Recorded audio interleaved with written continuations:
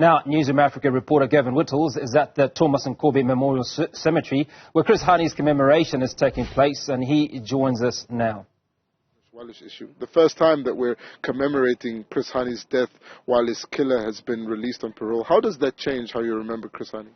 Thank you very much for inviting me. Not only about Whittles, I come from Krugersdorp.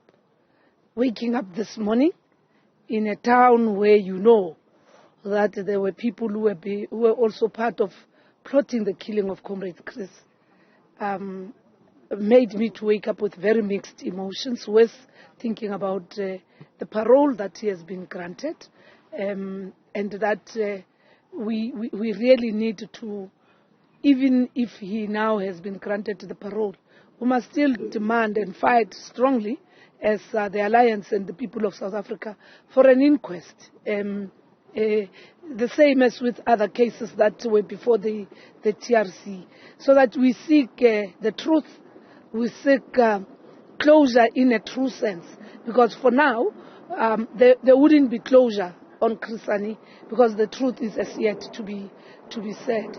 We're coming here 30 years after the assassination of Comrade Chris, a very loyal member of the ANC, a member of the National Executive Committee of the ANC, a communist and the leader of the Communist Party and the Chief of Staff of Umkhonto weSizwe, at a time when we are going through situations that surely a person like Chris Hani would have frowned upon.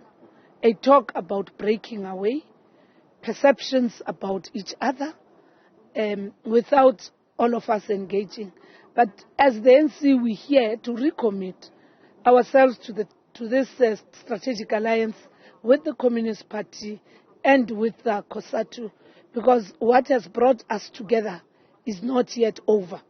The struggle for a non-racial, democratic society, the emancipation, the economic emancipation of our people is not yet realized. We are only going through the challenges of political democracy, political freedom, and we need to then, all of us, in his honor, in his memory, work towards mending our relationship and let it remain a relationship that is bigger than whoever is leading any component of the alliance at any given time. Ms. Mokonyane, what will the ANC do about the SACP's threats to contest elections alone? The ANC will never agree to the separation, because we don't believe that any of us can lay claim that has brought us together is no more.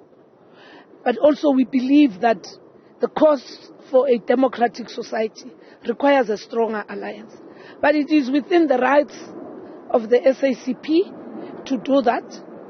And as a member myself of the Communist Party, but as the ANC, will keep on making that plea, that albeit the challenges that the ANC is going through, the alliance itself needs a renewal. It does need to be renewed. It does need to be empowered, so that then there is a clearer and a proper understanding that ours is not about political positions, deployments, and so on. It is about the cause of the Triple H campaign that Comrade Chris waged. It is about fighting all forms of discrimination, including racist and a racist approach of delivery of services in some of our cities and towns, as well as in emancipating our people economically. Because if that is not going to be done, the alliance cannot claim blame on one component of the alliance. The imperfections cut across. We're expecting a lot of reflections on that today here at this commemoration. I'd like to briefly get your comments on the letter written by the former President Thabo Mbeki. It's a scathing criticism of how the ANC's NEC and its parliamentary caucus dealt with the handling of the Phala Phala investigation. Has the ANC met with the former president yet? And what kind of expectation do you believe that letter creates? The letter was not a public letter. The letter was written to all of us officials, the 7 of us, with the main person being the deputy president because of his response in Parliament. Yes, the officials have reflected on it, and our response to the letter will not be in public, because the letter itself was never meant to be a public and open letter. So we will be interacting with Comrade Thabo Mbeki, and out of that meeting we believe that would all come out being better people.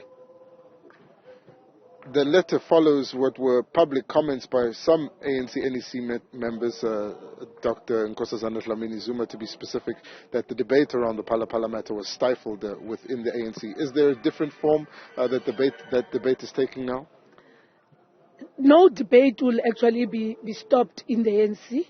Comrades have raised issues related to the National Executive Committee that discussed the matter, and there was then a decision on how the meeting should proceed. And I think out of our own reflections, these are things that we need to sort out so that we encourage a situation where everybody has to be heard. Everybody has to be heard, and everybody has to be listened to. But once there is an organizational position, you have to all of us submit ourselves to the organizational approach and come back to the organization once more and register your discomfort.